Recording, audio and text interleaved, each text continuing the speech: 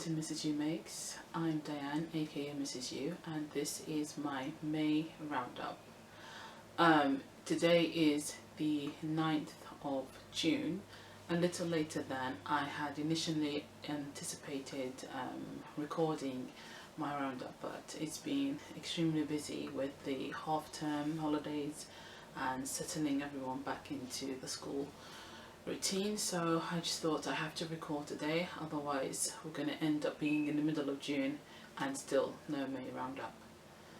So little miss is sleeping at the moment, so I'm just going to go straight into the segments so I can try and finish this up as soon as possible. So as always, starting with done and dusted. My first finished object of the month was this right here. It is my Summer Stripes shawl.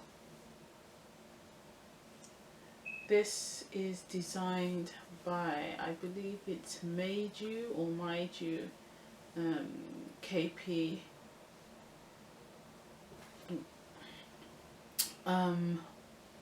The yarn I used for this is the yarn I received as the swap package, part of the Knitting Expat yarn swap, and it was entered into the Knitting Expat yarn cow, where you had to knit with yarn that wasn't local to you.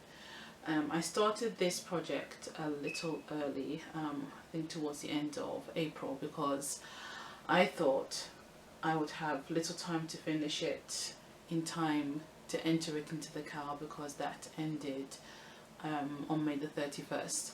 But I actually finished this, I think, within a week and a half, I think. So I would have had plenty of time, but I'm glad I did start it early and got it finished early, because then it meant I could focus more time on other projects. The yarn itself I used was, just check my notes, the lighter yarn I used was Greenwood Fiberworks Silky Sheep, in the colorway is Riverstone. I don't know if that's going to focus any better. This is 50% silk, 50% merino. It's 100 grams per 231 yards. In total I used, I believe, 173.25 yards for this particular skein, and the greener sort of bluey one is Dream in Color Everlasting Decay in the Holly colorway, and that is 100% merino, 100 grams per 275 yards, and that I used 217.25 yards, so just a little more than the other one. This yarn was so great to work with. Both of them are extremely soft, and when I was looking for patterns to use for this, I was worried about whether the two shades would work together, but I do think that they work extremely well together. And this pattern itself was very, very quick to make up. It's one that I might make again if I get the two shades that I think would work well together. I might make this one again in the future sometime. It doesn't need to be reblocked. On the day that I blocked it, we had an inspection by our estate agents, because we are privately renting. We have maintenance checks every, I think, 3 to 4 months So they come in and look around the place, make sure everything's in order, make sure there's nothing that the landlord needs to fix up. And we also had our oven was being replaced. The one we had before, the door came off, and it took a while for the landlord to replace it, but he got us a new one, and it took place on the same day as the inspection. So I was halfway putting the blocking wires on the shawl when the inspector came, and as she was looking around, I did try and finish off the blocking, but little miss was a bit too curious about who this lady was looking around the house. Yeah, so by the time she left, it had dried out a bit more, and so didn't have as much stretch to it. So when I get the chance, I'll block it again, and I'll try and make sure that there's no interruption so I can get it blocked properly in one go. My next finished object is, I'll do this one. This is the ribbed baby jacket. It's not looking so good at the moment. This one hasn't been blocked at all, though Little Miss has worn it quite a few times. It's the ribbed baby jacket by Debbie Bliss. I made this for Little Miss for her first birthday, which was at the end of May. The yarn I used for this was, it's sheep, I don't know if that's sheep's or sheep's wool, merino soft. And this is 50% superwash merino, 25% microfiber, 25 acrylic, and it's 50 grams per 105 meters. The two colorways I used were Hogarth, which was the grey, and Copley, which was the pink. I used 299 yards of Hogarth and 115 yards of Copley.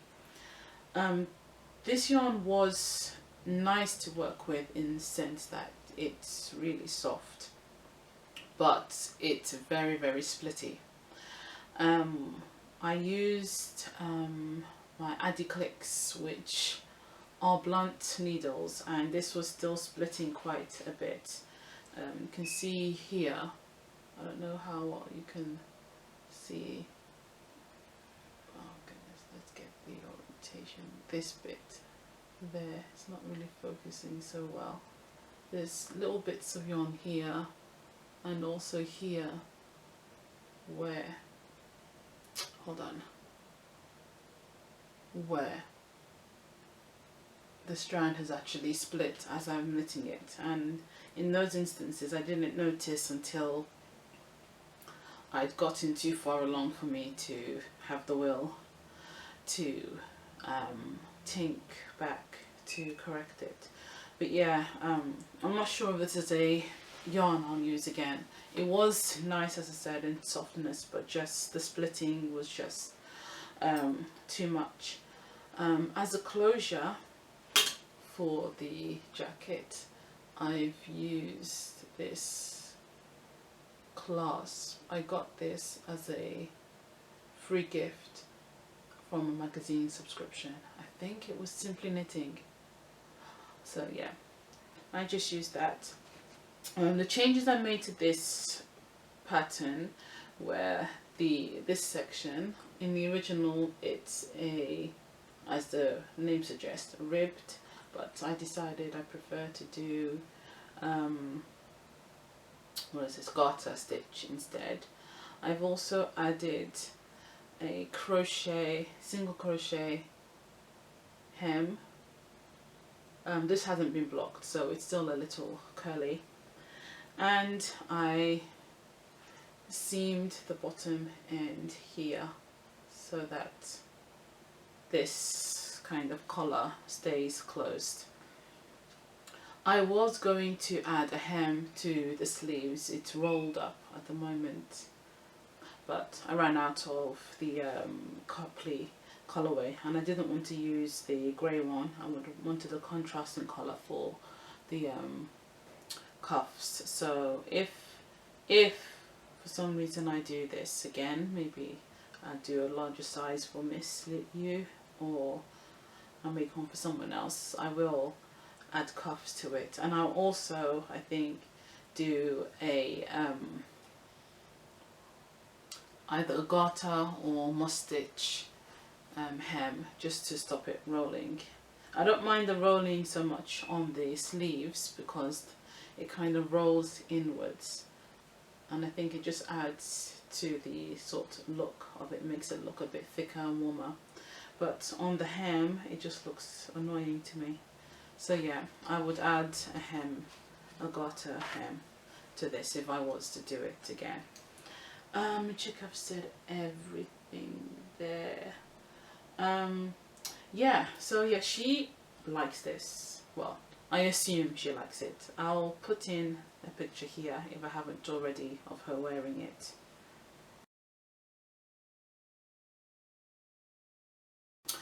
Yeah, so I really do like this.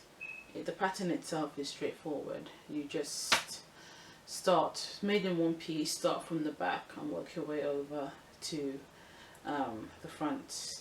So yeah, it's a nice simple project. I think it's really good for a beginner who wants to try and make a garment, especially if it's a baby garment. So now on to my socks, my May socks. The pattern I use for this is, oh, done it upside down. The pattern I've used for this is Solar Flare by Rachel Coopy. Is it Coopy? Yes, Coopy. It's a kind of textured lace pattern. This is a really, really nice pattern to work with.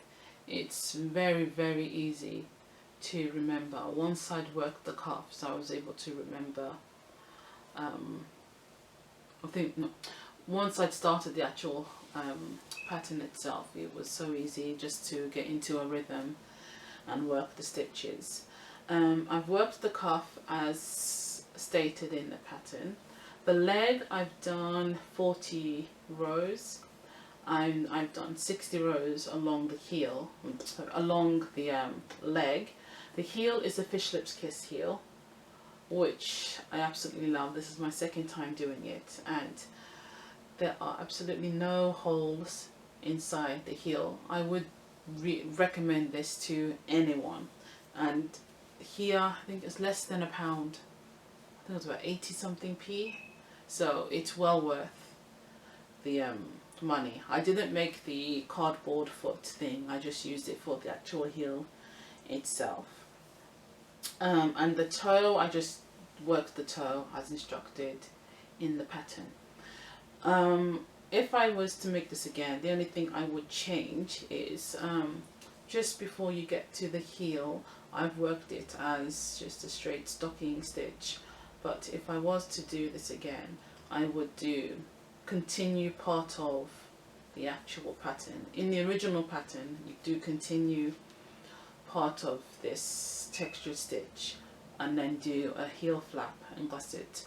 But I don't know why I just worked it as a stocking stitch and then went into the Fish Lips Kiss heel. But if I was to do it again, I would work the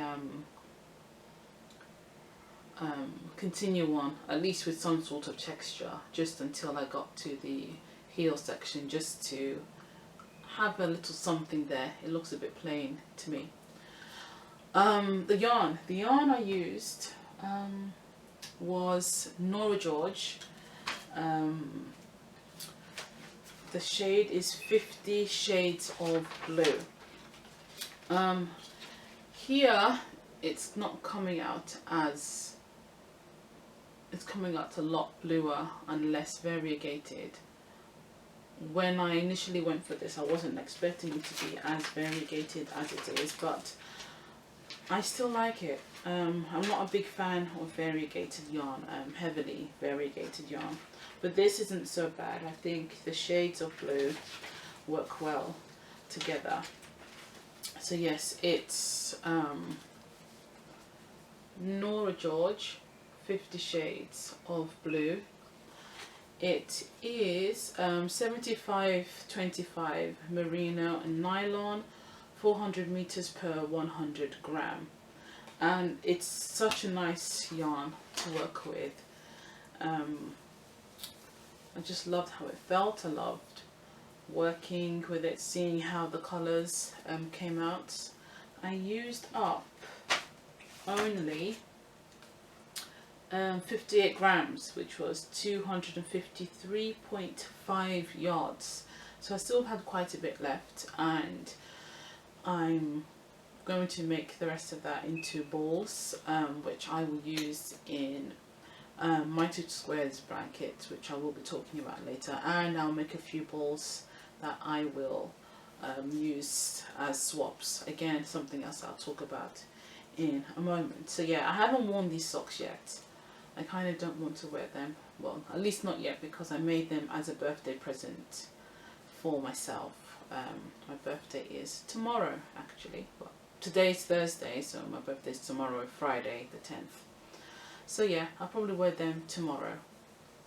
It'll be my little treat for myself.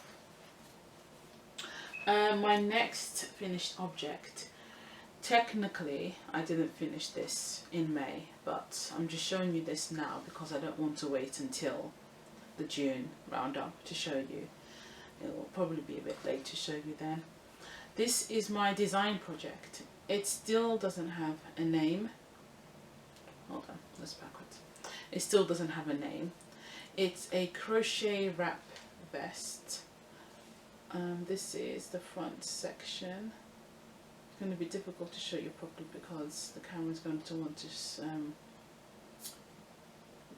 focus on my face, but that's the front section, and this is the back, and this is the right front. I will put a picture in at some point to show you how it looks when it's worn. I haven't blocked this or sewn in any ends, and I'm going to add in some buttons or clasps along here, and I haven't even written the pattern up or anything yet. I have it written, handwritten, but not written up properly. In terms of testing, I don't know if I'm going to do have people test it or just make another one myself, because initially the sizing, I was going to make it specific sizings, but just in making it, I think it may be easier if it's more of a custom sizing thing where I'll give instructions of where to measure and calculations to do, and then you can make it up to whatever size you want to have. So I'm just seeing how I can write that up in a way that makes sense, and if I can, then I will put it out for testing. If not, I might just make another one and see if there's someone who I can find, maybe one of my sisters or someone, if I can find someone and try and make one up to their size. If it works, then I know that I just have to try and word it in a way that's not confusing or complicated. But yeah, I am very, very happy with this. I did try and finish this before the end of May, as I wanted to enter it into the Clean Slates Big Things Cal, being hosted by Amanda on the Not a Podcast Ravelry group. But yeah, it didn't happen. I did think for a moment I could, but every time I kept wearing it to see, I realized that I still had quite a bit to go before getting it to where I wanted, and I finally finished it a few days after that Cal ended. But yeah, I'm still glad it's finished, and I can still enter it into the Cal being the sweater, I think it's a sweater Cal being hosted by Mina on the Knitting Expert Ravelry group. So I'll still enter it in that once I've finished it up and added buttons or the clasp and everything. So yeah, look out for that one. As I said, I haven't named it yet. I'm still thinking of a few names. I have possibilities, but nothing that really sticks just yet. Okay, so they are my finished objects. Now on to what's on the needles and all hooked up. Kind of on my needles but not is my Cali cardigan. I finished the back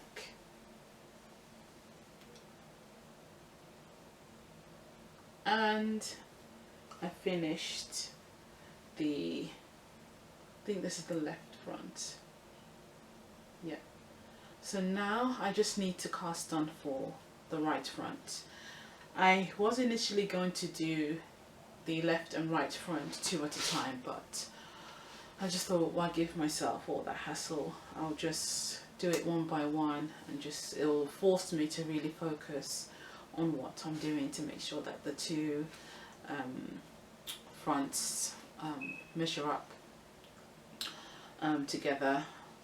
And I just wanted to just get one piece finished and then go on to the next. So I haven't cast on for the other front yet. I will do that soon. I did want to finish this before the end of May, but then got to the point where I realized that it was either this or the design project, and I wanted to put more emphasis on my design projects.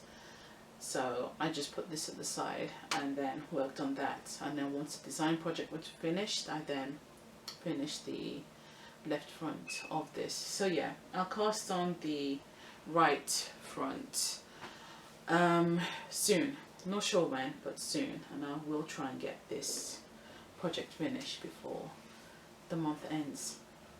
I've only have one other item on the needles at the moment, and that is another design project. It's going to be a cowl, and it's using the yarn I got as part of the Third Vault Yarns Firefly Yarn Club. I mentioned it, I think, in the February roundup, January, March, or the April one of the two. And it's a club that runs quarterly, and each one is themed around something sci-fi, fantasy. So yeah, finally I decided to work on a design project, and I have got a little bit of the way through, but then, was it last night? No, the night before, I realized that I may not, at the size I was doing it, I may not have enough to make the cowl to the size that, to the circumference that I want. It would have ended up being more of a tight fitting neck warmer. So I'm going to have to rip back and then not make it as wide as I have so far. I know a lot of podcasters don't show their design projects when they're making them, but I just thought I'll show you a little bit of it. I don't want to talk about it and then not show you anything, so that's just a little taster of it. So yeah, the design, it's working really well. So yeah, I'll just have to rip back. I haven't done so much that it will be a pain for me to take all the stitches off, so I'll take it back and then reduce the number of stitches. I might even go up a couple of needle sizes. This is a 6mm on my Addy Clicks, which was a sort of Christmas present to myself. I got the set. I might go up to the 7 millimeter or 6.5. I don't know yet, because I'm trying to see what it would look like if it was a bit looser. I'm happy with the gauge and the tension at the moment, but I would like to see how it would look if it looked just a little bit looser. So I might go up to the 6.5 and see. But yeah, once I might do this today or tomorrow, and then once I do that, this would be my, other than my socks, which I haven't started yet, my June socks, this will be my main project. As it's a design project, I want to get it out there as soon as possible. So yeah, that's all my whips for this month so far. So on to goodies galore. Alright, this is going to be a very quick segment. Our finances aren't what they were a few months ago, so I'm not going to be having an abundance of goodies, at least for the next few months. So for May, I only have two goodies, or two sets of goodies, but only one set to actually show you. The first is part of a crochet hook club from, I don't know if you could hear that, but that was my stomach. This is part of a crochet hook club. The person behind this is For the Love of Yarns. It's an Etsy shop, and the club involves these crochet hooks. She makes them and then every month sends them out to you along with a mini skein. So this was the April club. I'm trying to get a bit closer to see.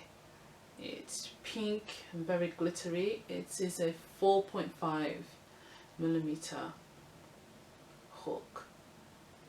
Now, if I'm honest, this hook and the yarn are not my colours at all. I am not a girly person, probably one of the least girly people you can meet. Pink is absolutely not my colour. Glitter is absolutely not my thing. So I wasn't, I would say, 100% impressed with the colours and the yarn. The yarn I don't mind so much, because this is going into a mini, it's going into a mitered square blanket, so I don't mind so much about this. So I wasn't really excited when I opened the box. Having said that, because it's the first one I went for, and I know that I'm not going to be happy with every single one that I get, I have decided to still continue on. I wasn't able to get the May hook because, as I said, finances. I had to prioritize other things, but I will get the June one. So I thought, you know, don't give up on it so easily. At least go for a few more, and if consistently the hooks and the minis are not to my taste, then I won't go for any more, or I'll just dip in and out of it. I thought, yeah, give it a chance and see. The mini is 20 grams. It's merino nylon. It's a sock weight. There's no name given for the colorway. Oh, and along with that you get this pattern for a mitered square. So I thought that was good. I think for each of them, for every box you get. Little Miss just woke up, so I just went to fetch her. I've just placed her on the bed next to me, so she's busying herself with a clothes hanger. She seems to like them for some strange reason. She finds them. She won't play with the toy. but she will play with coat hangers, so that will keep her entertained for a while. So yeah, as I was saying, I won a prize over at the Serenova Crafts podcast. She has a finished objects thread, and each month she pulls every month she pulls a prize winner from that and gives them a pattern as a prize. So I won the April one, and the pattern I chose was I think it's called Things Valerie.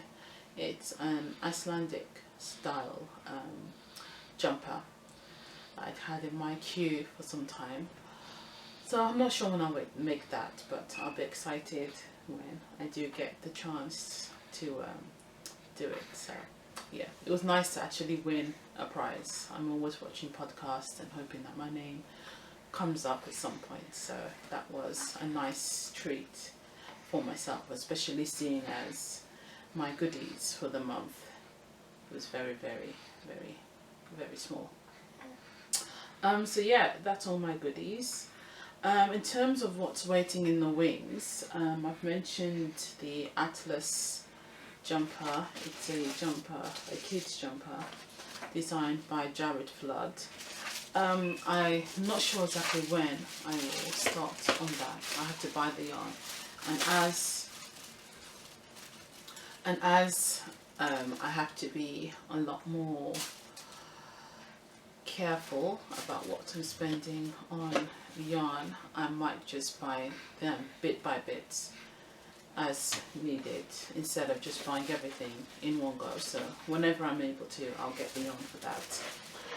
I'm also, for my June socks, I was going to again purchase yarns, maybe something like West Yorkshire Spinners, but as again I can't buy yarn, I'm just going to use some that I have here, which is the Rico Design Poems. I was going to use that as my makeup socks, but that'll probably become my June socks, and I might do it as vanilla with possibly an afterthought heel, or I'll find a pattern that I already have, something that hopefully won't take too long to make up.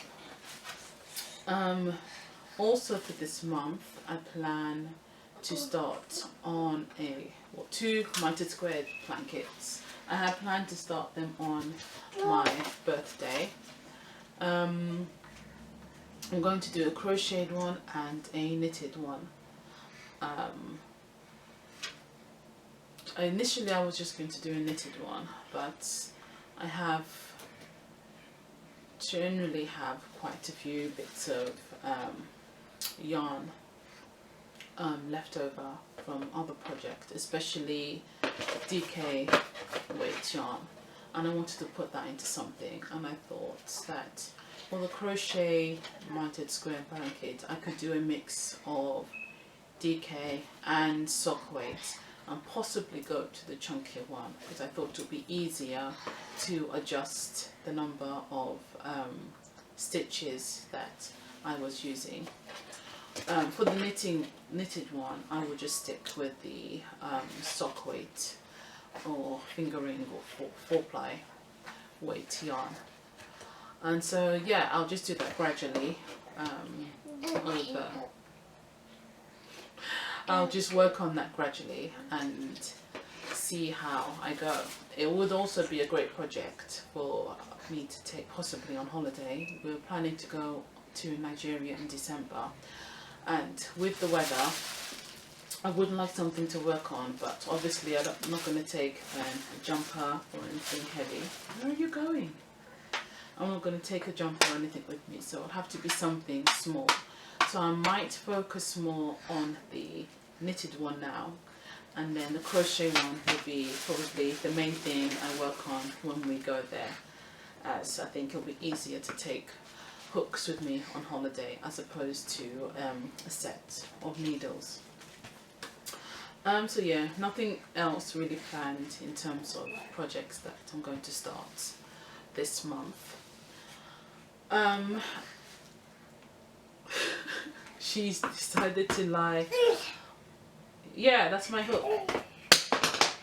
She's decided to lie on top of my notes, and she's playing with the crochet hook I just showed you, and she's throwing it on the floor. I'll just pick it up. Here you go. If you want it, play with it, but don't throw it on the floor.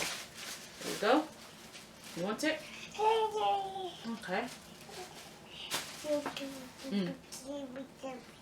All right.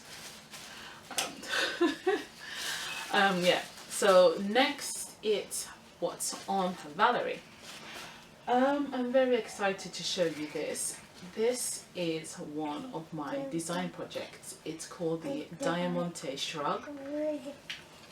As you can see, it's a crochet project. It's, I can't remember when I made this one, but it wasn't so long ago. Yeah, I call it the shrug with a difference, because as you can see, you have the normal shrug shape, but then you have this large cowl at the front of it. The pattern consists of 3 different stitches. As I said, it's made in one piece with a little bit of seaming on it, which is always my favorite when it comes to working projects. The littlest, well, what's the word? Yeah. The less seaming you have to do, the better, is what I always say. It comes in 2 sizes. Small, medium, which is size 8 to 12 UK, or 34 inch to 38 inch bust, and the medium large is 14 to 18 UK, which is 40 to 44 inch bust. But as you can see, it's meant to be loose fitting, so yeah, it would be easier for you to choose any size you want, and it wouldn't be difficult to make it into a larger size if necessary. I will put a picture in. It's difficult to properly see how it should look here.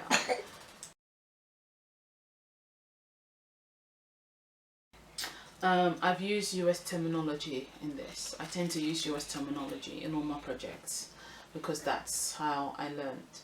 With crochet, I learned by watching videos on YouTube, and as they use US terminology, that's how I understand it. Anytime I read a pattern that's in UK terminology, even though I do understand it, I get confused and have to keep reminding myself this is a UK pattern. And the same with knitting as well. I tend to use US terminology, though it doesn't really make that much of a difference with knitting. With crochet, it is a difference, whereas with crochet, what you would refer to as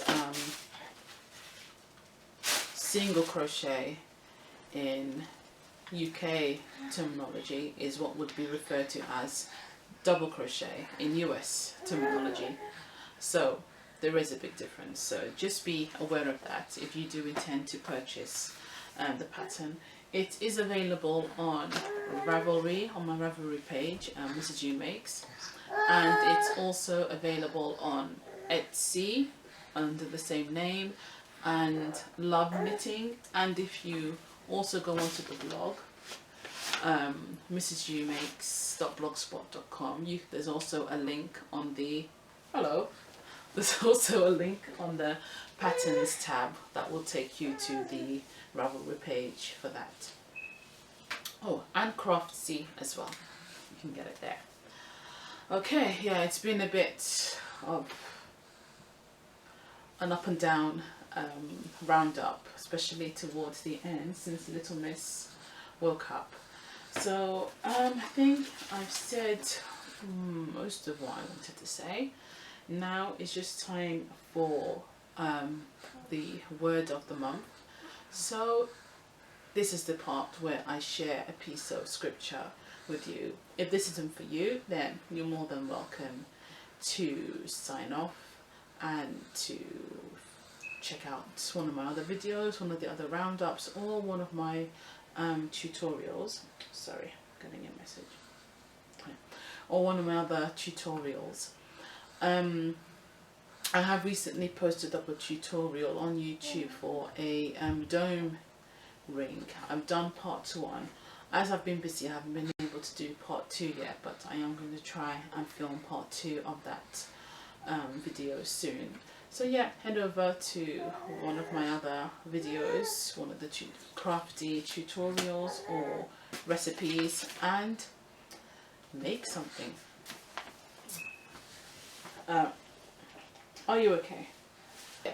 If the word of the month isn't for you, then please do come back next month for my June roundup, and do check out one of my other videos. Thank you for watching, and I hope to see you soon.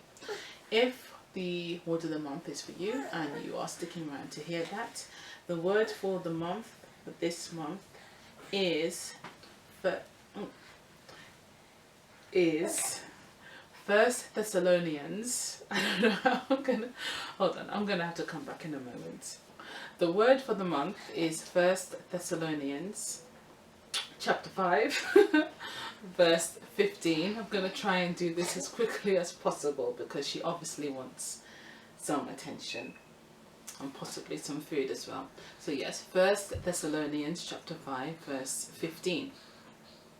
Make sure that nobody pays back wrong for wrong, but always strive to do what is good for each other and for everyone else.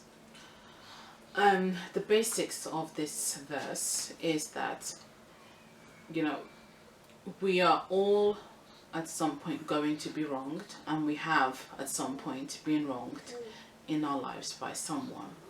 And when that happens, our first reaction or our first instinct shouldn't be to just try and do something back to that person as an act of revenge, or to try and get some kind of justice for ourselves, even though it's natural to feel that way, and we do want to somehow feel as if we've gotten some kind of justice.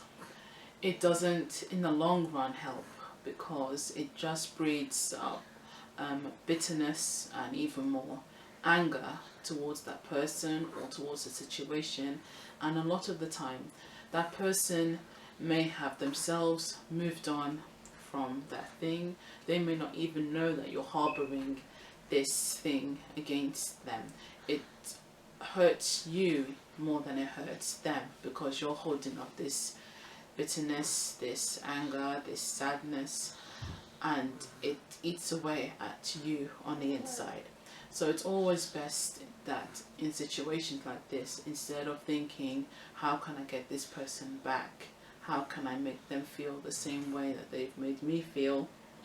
It's always best to instead think, how can I make this situation better? How can I either learn from the situation so I'm not in it, put in this position again, or how can I use this to better myself, or to even help the person who's wronged me, or to help others who might end up in this situation.